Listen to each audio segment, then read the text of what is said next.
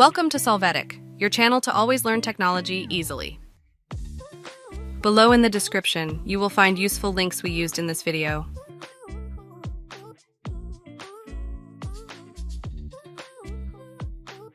Today in Solvetic, we will see how to dark mode in Excel. You are going to open Excel. When doing so, from the File menu, click on Options.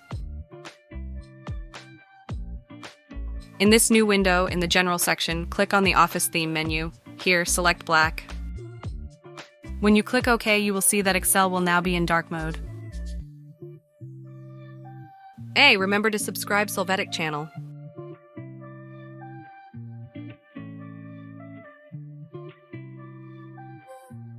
We hope it has been helpful for you. Here are links to watch more videos of your interest and subscribe to the Solvetic channel. Thank you.